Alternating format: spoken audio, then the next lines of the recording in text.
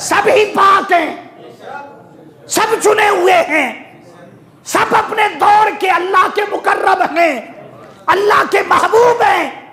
जब मैं उनकी पुश्तों में था तो कुरान कहता है कि तकल्लुबा का फिस्साजिदीन, अल्लाह फरमाता है कि हबीब जब आप एक पुश्त से दूसरी पुश्त में जाते थे अल्लाह देखता था।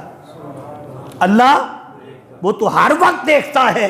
ये अजमत और शान बता रहा है कि मिलाद मनाने वालों, मुस्तफ़ा के तज़किरे करने वालों, हुजूर के आबा व अजदाद का जिक्र करने वालों, ये आज तुम नहीं कर रहे। आज से कई सौ साल पहले, 1445 साल पहले अल्लाह के हबीब ने मिंबर पर खड़े होकर अपना मिलाद बताया, अपनी पैदाइश बताई और जिक्र किया, और ऐसा जिक्र किया कि सरकार दो आलम सल्लल्लाहु अलैहि वसल्लम ने अपना नसबनामा बयान कर दिया। आज भी उलमा हज़रत सैयदना आदम अलैहिस्सलाम तक बयान करते हैं। रसूलुल्लाह ने अपना नसबनामा जो था, अपना शजरा नसब जो था, उसको बयान किया और बताया कि जब तुम मेरे आबा दाद का जिक्र करोगे तो ये न समझना कि ऐसे है, फरमाया इसको मैं सुन्नत बना रहा हूँ। क्या बना रहा हूँ बोलना ज़रा। तो हम जो मिलाद करते हैं, जो शुक्र को अदा करते हैं, ऐसे ही करते हैं, बोलना ज़रा। तो कुरान कहता है, मैंने कुरान पाक की आयत दी आपको, कुरान ने कहा या अय्युहल्लज़ीना आमनुज़्कुरुल्लाह निअमतुल्लाहि अलैकुम, उस मेरी नेमत को याद करो। क्या करो जी? आज ये जुमे में आप याद कर रहे हैं। कई लोग घरों में सरकार के जिक्र को कर रहे हैं। इलामा जलालुद्दीन सयूती कहते हैं, रब्बे काबा की कसम, इतना बड़ा इमाम जिन्हें 75 मरतबा जागते हुए ज़ाहिर आंखों से मेरे मुस्तफ़ा का दीदार हो गया। क्यों हुआ? किसी जालिम ने हुजूर करीम आका सल्लल्लाहु अलैहि वसल्लम के वालिदैन के बारे में शक किया, कहा उन्हें ज़माना मुस्तफ़ा न मिला, उन्होंने कलमा न पढ़ा। जलालुद्दीन सयूती ने हुजूर के मिलाद पर, आका की अजमत पर और आका की शान पर, हुजूर के वालिदैन की शान पर 75 किताबें लिख दी, रसाले लिख दिए। 75 रसाले लिखे थे, 75 मरतबा जागते हुए हुजूर का दीदार हो गया। आका का क्या हो गया? आप फरमाते हैं कि जिस जगह पर ये जो मैं अभी कहा, कुरान पाक की आयत पढ़ी कि इस नेमत का जिक्र करो, फरमाया जहां जिक्र हो खाली इंसान नहीं होते, अल्लाह फरिश्तों को कहता तुम भी चले जाओ। जिस घर में, जिस गली में, जिस मस्जिद में महफिल मिलाद सजती है, फरमाया फरिश्ते कतार दर कतार उसमें शामिल हो जाते हैं। और हजरत इलामा जलालुद्दीन सयूती ने लिखा, आप फरमाते हैं कि 1 साल तक उस घर की, उस मस्जिद की, उस गली की, जिस जगह सरकार का जिक्र हुआ, इस नेमत का जिक्र हुआ, फरमाया फरिश्ते आते रहते हैं, ज़ियारत करते रहते हैं। आपने तो आज किया, कल किया, परसों किया, हाँ जी, स्टेज बनाया, गलियां सजाई, हाँ जी, फिर साल अगला, लेकिन फरिश्ते हर वक्त, हर रोज एक लम्हा नहीं गुजरता जब रहमतें नाजिल नहीं होती। फरमाया 1 साल तक अल्लाह के फरिश्ते ज़ियारत करते हैं। ज़ियारत क्यों करते हैं भाई? वहाँ हुजूर का जिक्र हुआ। तो ये मैंने कहा कुरान पाक की कितनी आयतें पढ़ दी? हाँ जी, 2 आयतें। अब तीसरी आयत, लोग कहते हैं ये झंडियाँ क्यों लगाते हो? किसी गरीब को दे दो, बेवा को दे दो, किसी बेटी की शादी करवा दो। हाँ, ये सारे काम जो हैं हम समझते हैं कि नेक हैं, करते हैं, हम करते हैं। लेकिन जब हुजूर का जश्न आता, आका के मिलादे पाक का महीना आता है, तो कुरान पाक का हुक्म सुनिए। कुरान पाक में व अम्मा बिनिअमति रब्बिका फहद्दिस, क्या है? व अम्मा बिनिअमति रब्बिका, बोलना ज़रा, फहद्दिस। अल्लाह पाक फरमाता है और अपने रब की नेमत का खूब चर्चा करो। क्या करो जी? क्या मैंने कहा जी? फिर बोल देना जरा। आप करोड़ रुपए किसी को दे दें, कहें जी ये अपनी बेटी की शादी कर, इज्तिमाई शादियां कर लें, उसमें 100 शादियां हो गई, ये खर्चा दे दें, चर्चा नहीं होगा। चर्चा, आप 1000 नवाफिल पढ़ लें, चर्चा नहीं होगा। इस आयत पर अमल ही नहीं होगा। लोग कहते हैं कि तुम नवाफिल पढ़ो, रोजा रख लो, क्योंकि आका ने भी रोजा रखा है। भाई तरीके हैं, हम रोजे भी रखते हैं। ऐसे भी दोस्त हैं अल्हम्दुलिल्लाह ताला मैं जानता हूं, वो हर पीर का रोजा रखते हैं, हर जुमरात का रोजा रखते हैं। क्यों? आज का मौलवी कहता है कि आका ने मिलाद बोलना जरा नहीं मनाया। उससे पूछो भी, बुखारी शरीफ में लिखा है कि हुजूर रोजा रखते हैं पीर का और जुमरात का। पूछा गया हुजूर क्यों रखते हैं? आपने फरमाया इसलिए रखता हूं कि इस दिन में पैदा हुआ हूं। इस दिन क्या हो गया जी? मैं रोजा तो अल्लाह के लिए होता है, पैदाइश के साथ क्या ताल्लुक? बताना था कि मैं पैदा ना होता तुम्हें रोजा ना मिलता, रमजान ना मिलता, कुरान ना मिलता, अजमत इस्लाम ना मिलती। अरे जो कुछ है, जो कुछ तुम्हारे पास है, ये आका की आमद का सदका है। तो मैंने कहा कुरान कह रहा है, क्या कह रहा है? वो अम्मा बिनिअमती रब्बिका, बोलना जरा भाई, रब्बिका, सारे जरा बोलो। अब जो कहते हैं कि नहीं किसी गरीब को दे दो, किसी गरीब को दो, इसका मैं ये नहीं कह रहा कि ना दो। दौर ये चल रहा है, गुर्बत का दौर है। अच्छा कमाने वाले भी अब सोचते हैं देते हुए, हाँ जी, अब देग पकवाते हुए लंगर शरीफ की देग जो पकती है, अब वो हालात नहीं है ख़ुसूसन पाकिस्तान में। लेकिन जिन्हें हुजूर से मोहब्बत है, आका अलैहिस्सलाम वो शुरू से करते आ रहे हैं, अल्लाह रब्बुल इज़्ज़त ने फिर देता भी इसी तरह है। माहौल जैसा भी हो, माहौल जैसा भी हो वो अता कर देता। तो मैंने कहा कुरान कहता है वो अम्मा बिनिअमती रब्बिका, आप बोलना आखिर तक बोलना। कुरान क्या कह रहा है? मेरी नेमतों का, अब सारी नेमतें गिन लो, आंख भी गिन लो, नेमत है ना। कान भी क्या है भाई? सुनता है ना कान। दिल दिया नेमत, दिमाग दिया नेमत, माँ बाप दिए नेमत, क्या दिया? मकान मिल गया नेमत, बेटा मिल गया क्या? कारोबार अच्छा है क्या है? नेमत। गाड़ी अच्छी है क्या? हर चीज नेमत है। लेकिन सारी नेमतें गिनकर महबूब जैसी नेमत के सामने, यानी ऐसा ना करना मुआवजा कर लेना। हर नेमत, जैसे मैंने शुरू में कहा, छोटी क्या है? हुजूर की नेमत, जो अल्लाह पाक ने हुजूर की सूरत में, नबुव्वत की सूरत में, आका की सूरत में, कि वो नेमत सबसे। तो रब क्या फरमा रहा है? क्या करो जी? जो कहता है नहीं चर्चा होना चाहिए, ये पहले नहीं होता था, ये भी उसका मुगालता है।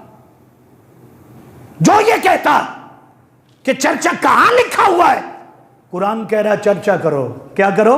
चर्चा होता ही तब है जब फ्लैक्स बनते हैं, चर्चा होता ही तब है जब झंडे उठाए जाते हैं, चर्चा होता ही तब है जब ऐलान होता है कि आ गए मुस्तफा, आ गए ताजदारे कायनात, आ गए। चर्चा तब ही होता है, हर तरफ गली गली सज गई, हाँ जी, गली गली सज गई। जब ये सजती है, वादी वादी सजती है, तो फिर ये चर्चा होता है। अगर कोई पूछे ये क्या है, तो उसको जवाब देना ये व अम्मा बिनिअमति रब्बी का फहदिस की तफसीर है। क्या है? अल्लाह पाक ने फरमाया चर्चे करो। क्या करो? अल्हम्दुलिल्लाह ताला हम चर्चे कर रहे हैं। क्या? क्योंकि हमारे आला हजरत अजीम अल मर्तबत शाह अहमद रजा खान बरेलवी कहते थे, क्या कहते थे? हशर तक डालेंगे हम पैदाइश मौला की धूम, हशर तक डालेंगे हम पैदाइश मौला की। ये नहीं कहा मनाएंगे, जलसे करेंगे, धूम मचाएंगे, ऐसा जिक्र करेंगे कि धूम मच जाए। फिर फरमाते हैं कि मिसले फारिस नजद के किले गिराते जाएंगे। हम तो हुजूर के मिलाद इसलिए मनाते हैं कि हमें इससे बड़ी और कोई नेमत हमारे पास नहीं है, या जितनी नेमतें हैं वो इसके सदके में हैं। तो कुरान कहता है चर्चा करो, तो हम चर्चा कर रहे हैं। हम क्या कर रहे हैं, बोलना ज़रा। अब आ जाइए सरकार दो आलम सल्लल्लाहु अलैहि वसल्लम के मिलाद पाक पर। हज़रत सैयदा आमिना फरमाती हैं, हज़रत सैयदा आमिना सलामुल्लाह ताला अलैहा फरमाती हैं कि जब हुजूर का नूर मेरे पास आया, जुमरात की रात थी, जुमरात की रात थी, अयाम तशरीक के दिन थे, हज का महीना था, 5 दिन अयाम तशरीक के होते हैं। कितने? फरमाते हैं कि वो वस्त था, यानी 2 गुजर गए थे, तीसरा दिन था, जुमरात थी, जब करीम आका सल्लल्लाहु अलैहि वसल्लम का नूर हज़रत आमिना के पास आया। हज़रत आमिना के पास फरमाती कि पहली निशानी ये थी कि मेरा पूरा जिस्म जो था वो बुक्काए खुशबू बन गया था, उससे खुशबू आती थी, बगैर लगाए खुशबू, कस्तूरी से खुशबू आती थी। आप फरमाती मैं जहाँ जाती थी, जिस जगह जाती थी, मुझे दरख्त भी, दीवारें भी, पत्थर भी, हर जगह से मुबारकबाद आती थी। और वो बोलकर पत्थर कहते थे, क्या कहते थे? ए आमिना तुझे मुबारक हो, तू आखिर ज़मान नबी जनाब सरकार मोहम्मद सल्लल्लाहु अलैहि वसल्लम की माँ बनने वाली है। क्या बनने वाली है? फिर इस पर शाह अब्दुल हक मुहद्दिस देलवी वो लिखते हैं, आप फरमाते कि जिस रात अल्लाह रब्बुल इज़्ज़त ने महबूब पाक का नूर हज़रत अब्दुल्ला से हज़रत आमिना के पास भेजा। क्या कहाँ भेजा जी? फरमाया कि ऐलान हो गया कि जन्नत के सारे दरवाजे खोल दो, फुतिहत अबवाबुल जन्ना, तमाम तर जन्नत के दरवाजे खोल दिए जाएं, तमाम तर दोज़ख के दरवाजे बंद कर दिए जाएं। 1 साल तक किसी के घर में बेटी पैदा ना हो, क्योंकि जब बेटी पैदा होती थी वो रोते थे, लानत और मलामत करते थे, वो गम मनाते थे। रब ने फरमाया कि पूरा साल बेटे बांटो ताकि किसी के घर में गम न हो, जहाँ हो हर तरफ खुशियाँ ही हों। शाह अब्दुल हक मुहद्दिस देलवी, इल्लामा जलालुद्दीन सयूती और इमाम जौज़ी लिखते हैं, फरमाते कि पूरा साल, क्या जी, यानी जुल्हज से लेकर माह रबीउल अव्वल तक, बल्कि इससे भी पहले, क्योंकि 9 मंथ बनते हैं माह रबीउल अव्वल तक, वो पूरा साल फरमाते हैं कि अल्लाह रब्बुल इज़्ज़त ने ये इहतमाम फरमाया कि मैं और आप तो लड्डू बांटते हैं, क्या बांटते हैं? मिठाइयाँ बांटते हैं। रब ने हर एक के यहाँ बेटा बांटा, पुत्र दिए, क्या दिए? बेटे दिए। और ये भी रवायत में आता है कि तकरीबन मक्का में जो बेटों की तादाद थी वो 1100 थी। कितनी? फरमाते हैं कि रसूलुल्लाह सल्लल्लाहु अलैहि वसल्लम की आमद के बाद, ऐलान नबूवत के बाद, वो जितने बेटे थे सारे के सारे अहले ईमान हुए, सहाबा कराम में शामिल हुए और आका करीम सल्लल्लाहु अलैहि वसल्लम के साथ मुआवनत की, हर लम्हे हुजूर करीम आका सल्लल्लाहु अलैहि वसल्लम का साथ दिया। फिर फरमाते हैं कि जब हज़रत आमिना फरमाती खुशबू आती थी, फिर जैसे जैसे दिन गुजरते गए, आप फरमाती हैं कि 3रे महीने से लेकर 9वें महीने तक हर रात एक नबी की ज़ियारत होती थी। एक बुजुर्ग नबी जो मेरे पास आए, सफ़ेद दाढ़ी थी, कद बड़ा था, लंबा कद था, इतना हसीन चेहरा था कि मैंने देखकर अल्लाह का शुक्र अदा किया कि इतना हसीन चेहरा। तो उसने कहा कि बेटी मुबारक हो। क्या हो? मुबारक हो, अल्लाह रब्बुल इज़्ज़त ने तुझे चुन लिया है, तेरे वतन में तेरे पास एक नूर है, और वो नूर ऐसा है जिसके लिए दुआ अंबिया अलैहिस्सलाम करते रहे। ये वो नूर ऐसा है जो आखिर ज़मान नबी सरकार मोहम्मद सल्लल्लाहु अलैहि वसल्लम का नूर पाक है। फिर आप फरमाती है, जिसको हज़रत अब्बास रज़ी अल्लाह तआला ने बयान किया, शाह अब्दुल हक मुहद्दिस देलवी की किताब मदारिजुन नबूवत, ये मेरे सामने, इसके अलावा हज़ारों किताबें, सैकड़ों किताबें ये तो मैंने वैसे रख ली, ज़रा मशहूर मुहद्दिस है शाह अब्दुल हक मुहद्दिस देलवी, हज़रत इमाम जौज़ी, ये क्या है, मशहूर मुहद्दिस हैं, वरना किताबों के ढेर लगे हुए। आप फरमाती हैं कि पहले मंथ से लेकर 9वें मंथ तक जो आसार होते हैं, जो बोझ होता है, जो औरतों को तकलीफ होती है, फरमाती कि ऐसी कोई तकलीफ मेरे करीब तक नहीं गई, मेरे करीब तक। बल्कि क्या था कि जिस्म से खुशबू आती थी। फिर फरमाती कि वो दिन आ गए जब करीम आका सल्लल्लाहु अलैहि वसल्लम की आमद के दिन थे, माह रबीउल अव्वल के दिन थे। फरमाते कि वो दिन भी अजीब थे। क्या था कि एक तो आका अलैहिस्सलाम की आमद से पहले यहूदियों के जो राहब थे, क्या थे, मशहूर राहब, वो खबर सुना चुके थे, वो बता चुके थे कि एक सितारा तलू हो चुका है, एक सितारा तलू हो चुका है। वो सितारा निशानी है नबी आखिर ज़मा जनाब हजरत मोहम्मद सल्लल्लाहु अलैहि वसल्लम की, जो आखिरी नबी आने वाला है। उसकी एक निशानी ये है कि एक सितारा आसमां पर तलू होगा। उसकी दूसरी निशानी क्या होगी? दूसरी निशानी ये होगी कि जब वो पैदा होगा तो उसकी पुश्त मुबारक पर मोहरे नबूवत होगी। क्या होगी? मोहरे।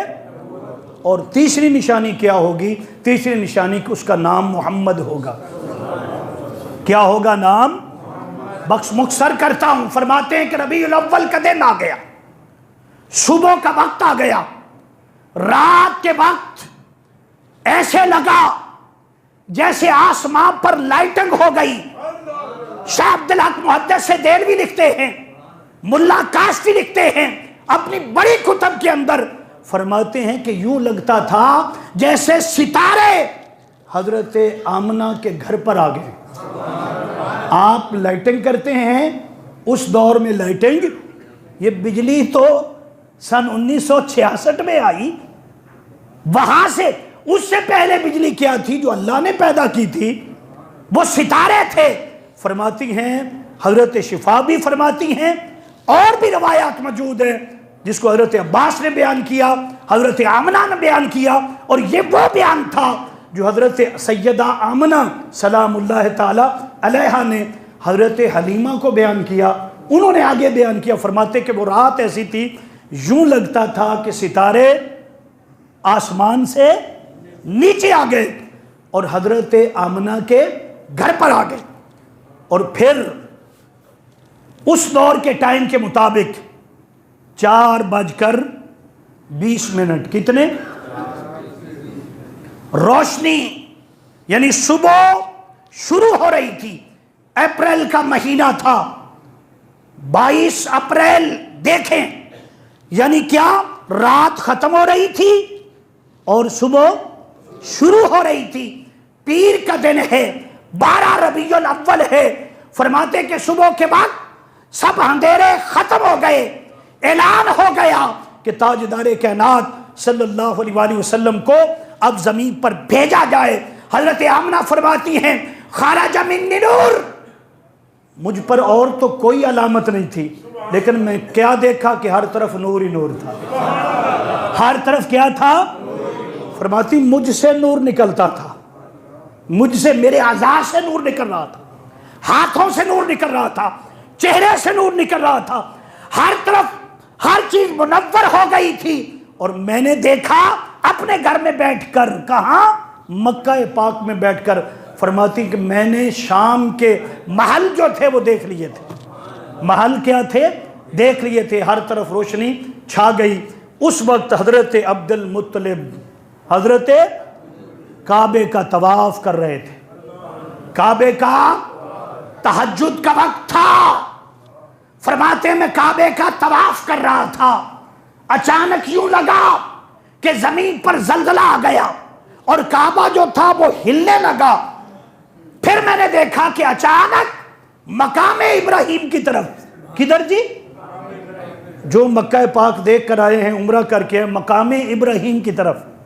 ये क्या है? मकाम इब्राहिम यहाँ है, काबातुल्लाह यहाँ है, ये बाबू सलाम है, ये बाबू, इसी से गुजर कर जहां बिल्कुल वो जगह है जहाँ हज़रत इब्राहीम अलैहिस्सलाम ने दुआ मांगी थी, बाहर निकलें तो सीधा वो जगह है जहाँ रसूलुल्लाह सल्लल्लाहु अलैहि वसल्लम दुनिया में तशरीफ़ लाए। हज़रत अब्दुल मुत्तलिब कहते हैं कि काबा जो था पहले यूं लगा के ज़लज़ला आ गया, लेकिन क्या थी, वजदानी कैफियत थी, वजदानी कैफियत थी। काबे ने भी अहमद मुस्तफ़ा का जश्न किया, सबसे पहला मिलाद काबतुल्लाह ने मनाया कि वहां पर वजद की कैफियत थी। फिर देखते हैं कि यूं लगा जैसे काबा अपनी जगह से हटकर नीचे की तरफ जैसे बिल्डिंग गिरती है वैसा था, लेकिन यूं महसूस किया बस ऐसे हुआ और सीधा हो गया। उलमा कहते हैं, मुहद्दिसीन कहते हैं, ये रसूलुल्लाह सल्लल्लाहु अलैहि वसल्लम की आमद पर सलामी थी। क्या थी? सलामी थी जो काबातुल्लाह ने दी थी। आप फरमाते हैं कि अचानक मेरे कानों में आवाज आई, अब्दुल मुत्तलिब तू तवाफ कर रहा है, उधर वो आ चुके हैं। काबा भी जिसका तवाफ करेगा, काबा भी जिसका, मेरे इमाम आला हजरत ने कहा था कि हाजियों आओ शहंशाह का रोजा देखो। अरे काबा तो देख चुके, अब काबे का काबा देखो। आप फरमाते मैं दौड़कर हजरत आमना के हुजरे की तरफ गया। जब मैं हुजरे की तरफ गया, फरमाते मैं दरवाजे पर पहुंचा, मुझे किसी ने रोक लिया, कहा अब्दुल मुत्तलिब ठहर जाओ, ताजदारे अंबिया, ताजदारे अंबिया तशरीफ ला चुके हैं, आगे तू नहीं बढ़ सकता। सबसे पहले ज़ियारत मलाइका करेंगे, सबसे पहले तमाम तर ज़मीन और आसमानों की सैर कराई जाएगी। जहाँ जहाँ अंबिया पैदा हुए थे वहाँ पर महबूब को ले जाया जाएगा। फिर हज़रत आमना फरमाती हैं, मैंने देखा कि सफ़ेद रंग का कंबल था, सफ़ेद रंग का कंबल था जो इस दुनिया का नहीं था। उसमें आकर मेरे बेटे, मेरे महबूब मोहम्मद सल्लल्लाहु अलैहि वसल्लम को जो था लपेट दिया गया। फिर मेरी नज़रों से ओझल हो गए। फिर यूं था एक बादल के अंदर जैसे बिठा दिया जाए और फिर एक आवाज़ आती थी, इसको ले चलो हज़रत आदम अलैहिस्सलाम की जगह पर जहाँ हज़रत सैयदना आदम अलैहिस्सलाम तशरीफ़ फरमा हैं। इसको हज़रत इब्राहीम अलैहिस्सलाम के पास ले जाओ। वो तमाम तर अल्लाह रब्बुल इज़्ज़त ने इनामात, कमालात जो उन्हें अता फरमाए थे वो सारे के सारे इन्हें अता कर दो। आप फरमाते हैं कि मैं इसी आलम में थी और डर रही थी कि ये क्या है। कभी कहती थी कि ये ख्वाब है, क्या है ख्वाब। फिर फरमाती ये ख्वाब नहीं था, ये वो सब कुछ था जो मेरी आंखों के सामने हो रहा था। यहाँ तक कि रसूलुल्लाह सल्लल्लाहु अलैहि वसल्लम मेरे सामने रखे गए। इतने में हज़रत अब्दुल मुत्तलिब आए। जब अब्दुल मुत्तलिब आए, देखा आपका चेहरा, तो आप फरमाती, हज़रत आमना फरमाती हैं, मुबारकबाद दी और मैंने पूछा कि इस बच्चे का नाम क्या रखें। उन्होंने जवाब दिया कि मैंने हातिफ़ गैब से आवाज़ सुनी है जब मैं काबातुल्लाह का तवाफ़ कर रहा था, इस बच्चे का नाम मोहम्मद होगा, इस बच्चे का नाम मोहम्मद होगा। और मैं यकीन से कहता हूँ, आप फरमाते हैं कि ये बच्चा कोई आम बच्चा नहीं है, ये वही है जिसकी बशारात अंबिया अलैहिस्सलाम ने दी थी। और फिर ज़माना हज़रत अब्दुल मुत्तलिब जो था, जब आप बाहर तशरीफ़ ले जाते, बड़े बड़े कहानों का वो दौर था, बड़े बड़े वो हिसाब लगाने वाले, सितारों का हिसाब करने वाले, उनका दौर था। जो आपका चेहरा देखता था वो देख कर बताता था कि वो ज़माना करीब आ गया है, वो ज़माना करीब आ गया है, मोहम्मद मुस्तफ़ा की आमद होने वाली है। फरमाने लगे मुझे यकीन है, मैं ये कहता हूँ यकीन पर कि ये वो बच्चा है जो आखिर ज़मा है, जिसका इंतज़ार आदम अलैहिस्सलाम से लेकर जनाब ईसा अलैहिस्सलाम तक था और सब इंतज़ार कर रहे थे। अल्लाह रब्बुल इज़्ज़त ने करम फरमा दिया और ये आवाज़ आ गई कि मुबारक हो, सब पढ़िए, मुबारक हो, मुबारक हो कि ख़त्म रुसल तशरीफ़ ले आए, जनाब सैयदुल मुरसलीन तशरीफ़ ले आए। फरमाते ये वो मौका था। आप फरमाते हैं कि मैंने उठाया, और भी बड़े अहतमाम व इंतज़ाम थे। आपकी फुफ्फो आतका कहती हैं कि मैं तो पानी का इंतज़ाम किया हुआ था, सुरमे का इंतज़ाम किया हुआ था। फरमाती आवाज़ आती है सारे हट जाओ। अल्लाह रब्बुल इज़्ज़त ने इसे सुरमा भी डाल के भेजा है। अल्लाह रब्बुल इज़्ज़त ने इसके गुस्ल का इंतज़ाम ख़ास किया है। बल्कि सरकार ने फरमाया कि हर बच्चा जो दुनिया में आता है उसकी पैदाइश जो होती है तो बहुत सारी चीज़ें और भी साथ होती हैं। क्या जिस जगह पर पैदा होता है वो क्या होती है, पलीद हो जाती है। माँ भी क्या हो जाती है, पलीद हो जाती है। लेकिन सरकार ने फरमाया, अल्लाह पाक ने जब मैं पैदा हुआ, सरकार फरमाते हैं कि मैं जब पैदा हुआ, अव्वल मा खलक़ल्लाहु नूरी, तो अल्लाह ने सबसे पहले मेरे नूर को पैदा किया था। जब मैं पैदा हुआ तो नूर पैदा हुआ। फरमाया फिर क्या था, अल्लाह ने मेरे सदके ज़मीन को पाक कर दिया, ज़मीन को पाक कर दिया, और वो रुतबा अता फरमाया कि मुझसे पहले ये एजाज़ किसी और को नहीं मिला। मुबारक हो आपको कि महबूब अल्लाह रब्बुल इज़्ज़त ने हम सब को अता फरमाया।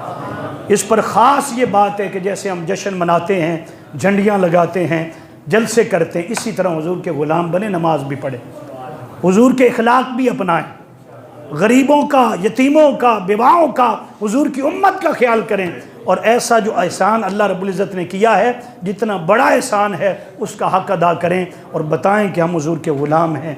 ग़ुलामी